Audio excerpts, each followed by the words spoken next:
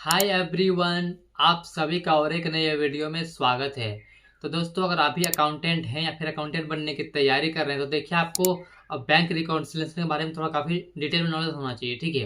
हालांकि ये चीज़ बहुत आसान है, लेकिन बहुत सारे लोगों को पता नहीं होता बैंक रिकॉन्सिलेशन के बारे में। तो चलिए, आज के इस क्लास में डिटेल में बताने वाला हूँ मैं आप सभी को कि आखिर ये बैंक रिकॉन्सिलेशन क्या होता है, इसका हम लोग कैसे यूज़ करते हैं, कैसे इसको बनाते हैं। ठीक है। और देखिए, बैंक रिकॉन्सिलेशन को समझने से पहले सबसे पहले तो आपको जो अकाउंटिंग का बेसिक्स है, यानी कि डेबिट एंड क्रेडिट, पहले आपको अच्छे तरीके से आना चाहिए। ठीक है। जैसा कि मैंने इसका पिछले वीडियो में डिटेल में कवर किया हुआ है कि डेबिट क्या होता है, क्रेडिट क्या होता है। तो अगर आपने अभी तक नहीं देखा हुआ है तो जाइए इस वीडियो को जरूर देखिए, क्योंकि उस वीडियो में डिटेल में कवर किया हुआ है कि डेबिट एंड क्रेडिट अच्छे तरीके से। ठीक है। क्योंकि देखिए, इस वीडियो में आपको ऐसी बहुत सारी चीजें बताने वाला हूँ, अगर आपको डेबिट क्रेडिट नहीं आएगा तो फिर आपको समझ में नहीं आएगा। ठीक है। क्योंकि मैंने थोड़ा इसमें थ्योरी भी ऐड किया हुआ है इसी वीडियो में। तो चलिए डायरेक्ट चलते हैं आप सिस्टम में, और मैं थोड़ा सा आपको थ्योरी बताता हूँ, फिर हम लोग प्रैक्टिकल में भी करके देखेंगे। तो चलिए वीडियो को स्टार्ट करते हैं। देखिए, BRS इसका फुल फॉर्म होता है बैंक रिकॉन्सिलेशन स्टेटमेंट। इसका सिंपल सा मतलब समझ लीजिए कि हमें देखिए मैच कराना होता है, यानी कि देखिए बैंक तरफ से एक स्टेटमेंट दिया जाता है महीने के लास्ट में कि ये रहा आपका पूरा ट्रांजेक्शन, जितना महीने भर में आपका ट्रांजेक्शन हुआ है, ये पूरा ट्रांजेक्शन का आपका लिस्ट है, आप देख लीजिएगा। ठीक है। उसके बाद हम लोग क्या करते हैं, बहुत बार क्या होता है, हम लोग पहले से एंट्री करके रखते हैं टैली के अंदर। यानी कि सपोज हमने टैली में बहुत तरह का एंट्री किया हुआ है, पेमेंट का, रिसिप्ट का, सैलरी पेमेंट का, यानी कि जितने तरह का एंट्रीज होता पूरा हमने महीने भर का एंट्री करके टैली में रखा हुआ है। ठीक है। और जब लास्ट में हमारा बैंक के द्वारा स्टेटमेंट आया हुआ है, तो उस स्टेटमेंट जो बैंक से आया उस स्टेटमेंट को और जो हमने टैली में रिकॉर्ड किया हुआ है, बुक्स में रिकॉर्ड किया हुआ है, एंट्री किया हुआ है, उन दोनों को मैच कराना होता है। ठीक है। इसे बोलता है बैंक रिकॉन्सिलेशन स्टेटमेंट, यानी कि दोनों का प्रॉपर मैच होना चाहिए। और इसमें देखिए, आपको प्रेफरेंस देना है बैंक स्टेटमेंट को, क्योंकि वो मेन होता है। ठीक है। बैंक स्टेटमेंट के बिहाफ पे आपको सारा कुछ मैच होना चाहिए आपका टैली में। ठीक है। यानी कि यहाँ पे मेन होता है बैंक स्टेटमेंट, उसके जो बैलेंस बैंक स्टेटमेंट में शो हो रहा है वही बैलेंस आपका टैली पर भी शो होना चाहिए। ठीक है। तो बहुत बार ऐसा होता है कि हमारा बैलेंस परफेक्ट मैच हो जाता है, बहुत बार परफेक्ट मैच नहीं होता है। तो मैच नहीं होने का कुछ कारण होता है, बहुत सारे कारण है। तो चलिए उनमें से कुछ कारण को हम लोग समझते हैं। पहला कारण, चेक बाउंस। देखिए, एग्जांपल मैंने लिया हुआ है रिसीव्ड फ्रॉम डेटर्स, यानी कि देखिए मेरे किसी कस्टमर ने मुझे चेक दिया। ठीक है। और चेक मुझे दिया, तो मैंने जैसे चेक मुझे रिसीव हुआ, मैंने क्या किया, पहले तो मैंने टैली में एंट्री कर लिया कि मुझे चेक रिसीव हो गया। ठीक है। मैंने टैली में एंट्री कर लिया। उसके बाद से क्या हुआ, जब मैंने चेक को बैंक में जमा किया तो हमारा चेक बाउंस हो गया, यानी कि पैसा तो हमारा अकाउंट में आया नहीं, बट हमने टैली में तो एंट्री कर दिया, लेकिन बैंक वाले में क्या किया, बैंक वाले ने हमें हमारे अकाउंट में क्रेडिट नहीं किया, क्योंकि चेक तो बाउंस हो गया। तो इस केस में क्या हुआ, हमारे बैंक में बैलेंस अधिक शो करेगा एंड एक्चुअल में हमारे पास बैलेंस आया नहीं। तो जब बैंक रिकॉन्सिलेशन करेंगे उस टाइम मालूम होगा कि हमारे पास ये अमाउंट तो आया ही नहीं, यानी कि चेक बाउंस हो गया, इसलिए हमारा जो बैंक स्टेटमेंट मैच नहीं कर रहा है। पहले तो ये कारण हो सकता है। ठीक है। सेकंड कारण, आगे बढ़ते हैं। यहाँ पर cheque delay, for example given to supplier. अब देखिए, जैसे कि मैंने अपने सप्लायर को चेक दिया हुआ है। ठीक है। सपोज मैंने चेक दिया हुआ है 28 मई को मैंने चेक दिया हुआ था।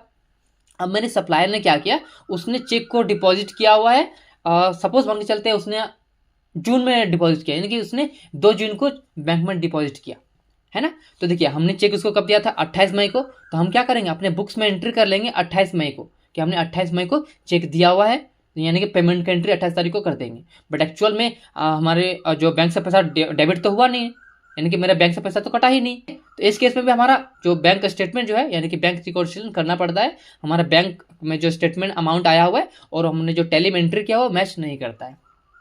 इस केस में भी हमें इसे रिकॉन्सिल करना पड़ता है। ठीक है। 2 केस हो गए। आगे बढ़ते हैं। नेक्स्ट है हमारा बैंक चार्जेस, जैसे कि चेक बाउंस चार्जेस। अब देखिए, सपोज हमने बैंक का एंट्री कर लिया, बहुत सारा टैली के अंदर एंट्री कर लिया हमने।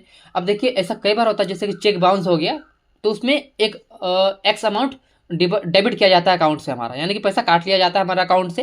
जैसे सपोज हम बात करें HDFC का, तो इसमें देखिए 118 रुपये कटता है चेक बाउंस होने का चार्जेस। तो ये तो आपको मालूम था नहीं, है ना। तो 118 रुपये बैंक से आपका कट गया, लेकिन आपने यहाँ पे टैली में एंट्री किया ही नहीं है। तो जब आप बैंक स्टेटमेंट आपको मिलेगा, वहाँ पे लिखा रहेगा कि बैंक चार्जेस के रूप में आपसे इतना रुपये डेबिट हुआ है, आपसे इतना रुपये पेमेंट, यानी कि आपके अकाउंट से इतना रुपये पैसा काटा गया है।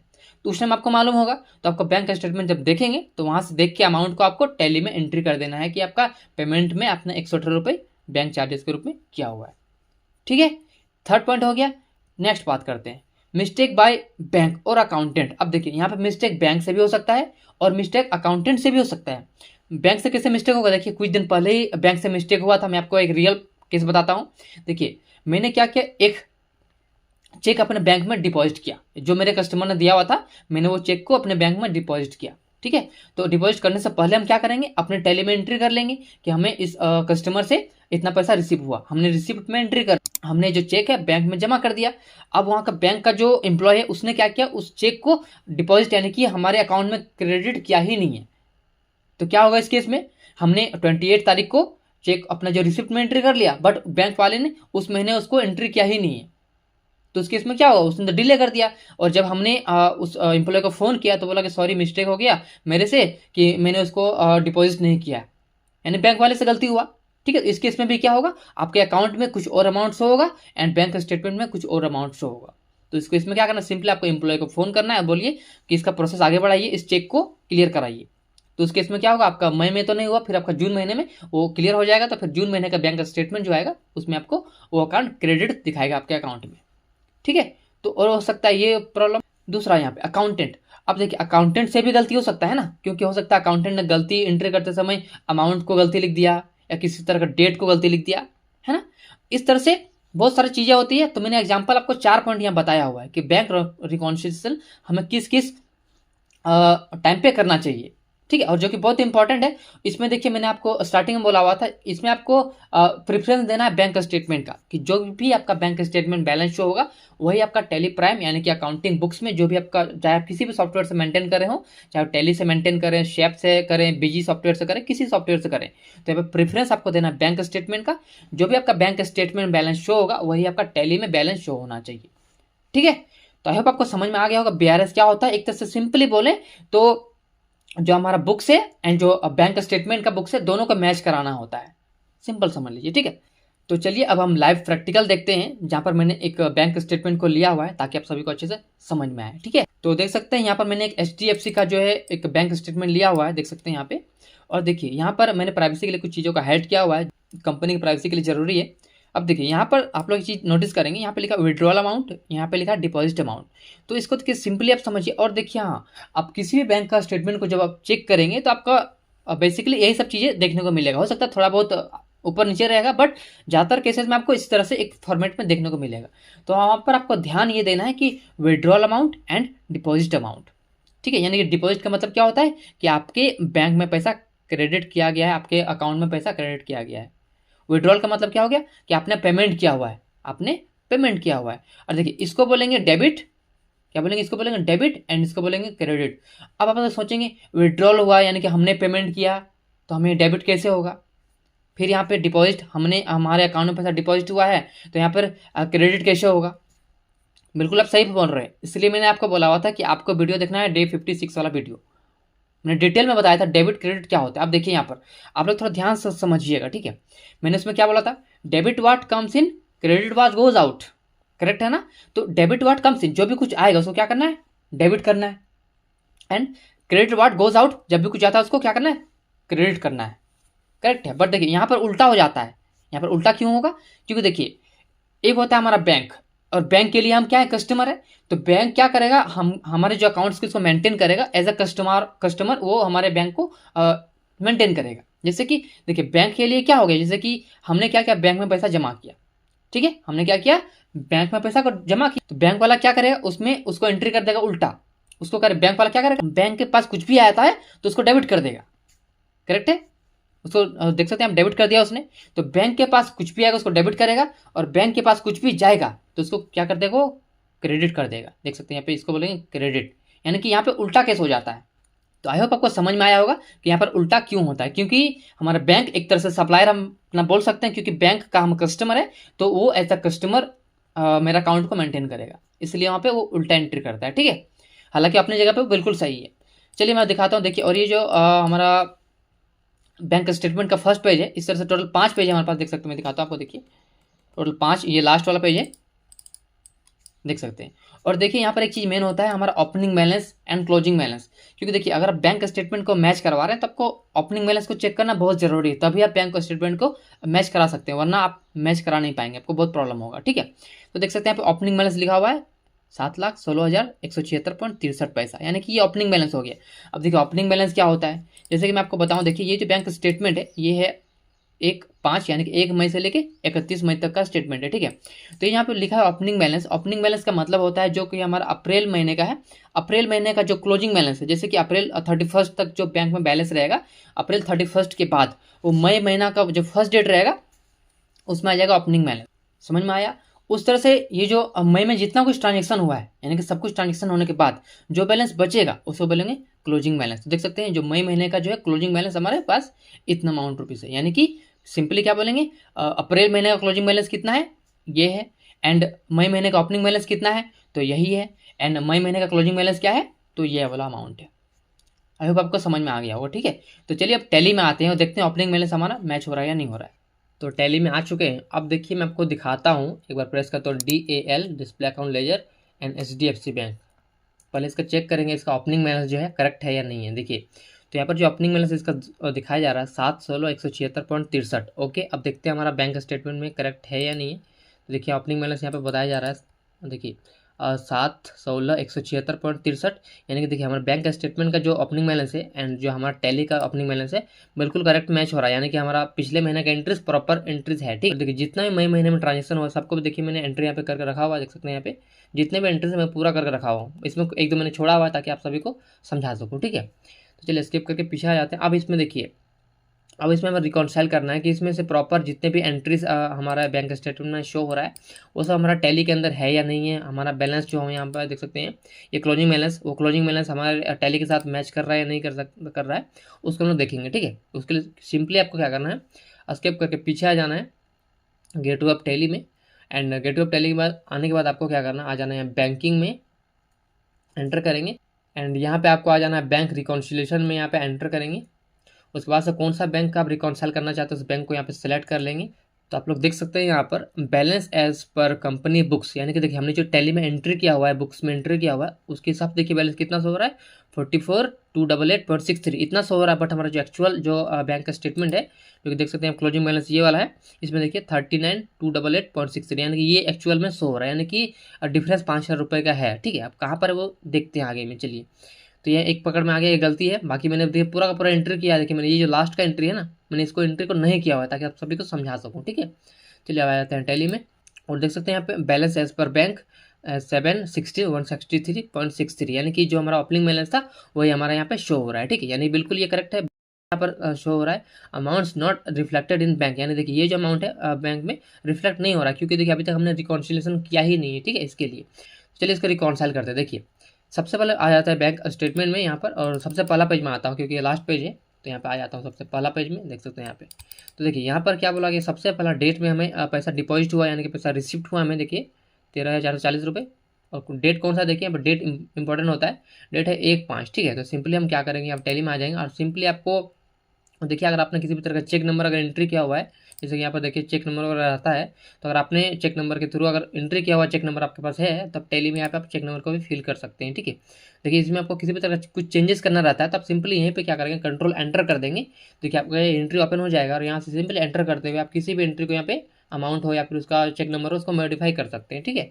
तो चलिए मुझे अभी मॉडिफाई नहीं करना, मैं सिंपली इसको सेव कर देता हूँ।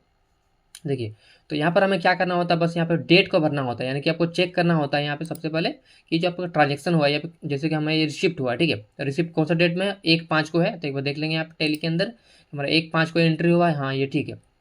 नेक्स्ट चेक करना होता है आपको यहाँ पे कि पार्टी कौन सा पार्टी से पैसा आया हुआ है एंड चेक नंबर क्या है एंड अमाउंट क्या है। तो हम लोग देखेंगे यहाँ पे, तो हमारे केस में बिल्कुल प्रॉपर एंट्री हुआ है, किसी भी तरह गलती नहीं है। बस आपको करना क्या, यहाँ पे डेट को फिल करना, जो भी आपका बैंक स्टेटमेंट में डेट शो हो रहा है, जैसे कि 1/5 शो हो रहा है, तो सिंपली आपको यहाँ पे लिख देना है 1/5, एंटर कर। जैसे कि देखिए हमारा सेकंड क्या है, रितिका एंटरप्राइज है, देखिए यहाँ पे देखिए, तो ये देखिए एंट्री जो हमारा 2 तारीख को है जो कि मैंने पेमेंट का एंटर किया हुआ, बट हमारा टैली में क्या है 1 तारीख में एंट्री किया हुआ है, ठीक है। तो सिंपली आपको क्या करना है, स्टेटमेंट के हिसाब से चलना है।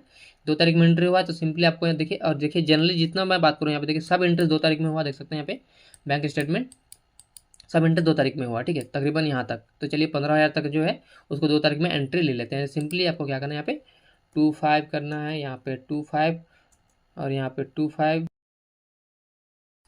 ठीक है, यहाँ तक हो गया। अब देखिए यहाँ तक होने के बाद आप लोग चीज़ देखेंगे, ध्यान देंगे, यहाँ पर देखिए जो हमारा बैंक स्टेटमेंट है, यहाँ पर देखिए ये फर्स्ट पेज का एंट्री है, यहाँ पर देखिए लास्ट इतना अमाउंट तक था। तो इसका जो अब नेक्स्ट पेज फिर आपको एंटर करना पड़ेगा, यानी कि इसको ये वाले को देखेंगे, तो यहाँ पर मैंने हाइड किया पर्सनल डिटेल के लिए, ठीक है। तो देखिए इस तरह से आपको जितने भी second page, third page, fourth page, 5 page, जितना पेज रहेगा सबको एक बार आपको अच्छी तरीके से एक बार चेक कर लेना, ठीक है। तो मैं मान के चल रहा हूँ अभी यहाँ पे कि हमारा सारा एंट्री 2 तारीख को हुआ, तो मैं 2 तारीख को सबको ले लेता हूँ, ठीक है। तो सिंपली मैं क्या करता अभी 2 तारीख में सबको बस भर देता। यहाँ पे कुछ एंट्रीज को 31 मई में ले लेते हैं, क्योंकि टैली हमारा एजुकेशन मोड पे है, तो 31 डेट को भी एक्सेप्ट करेगा वो, ठीक है। और देखिए यहाँ पे मैं आपको एक चीज़ बताना चाहूँगा। देखिए यहाँ पर मैंने एक एंट्री को देखिए यहाँ पे मैंने छोड़ दिया, एंट्री नहीं किया हुआ है, देखिए 5,000 रुपये का। इसलिए देखिए यहाँ पर जो क्लोजिंग बैलेंस यहाँ पर आ रहा है 39,288, एंड जो हमारा यहाँ पे शो हो रहा है balance as per company books, इतना रुपये 5,000 का डिफरेंस है। क्योंकि देखिए मैंने यहाँ पे 5,000 रुपये का एंट्री किया हुआ नहीं है, ताकि मुझे कुछ बताना आप सभी को इसके लिए। अब देखिए सपोज मैंने एक एंट्री मिस कर दिया हुआ, ठीक है, मैंने एंट्री क्या ही नहीं अपने टैली में, ठीक है। और देखिए इसमें आप अगर वैसा केस आता है कि आपको कुछ एंट्री यहीं पर रहते हुए करना है, तो सिंपली आपको क्या करना है, यही शॉर्टकट की प्रेस करना है, Alt+J प्रेस करेंगे, ठीक है। तो इससे क्या होगा, बहुत सारा आपका ओपन हो जाएगा।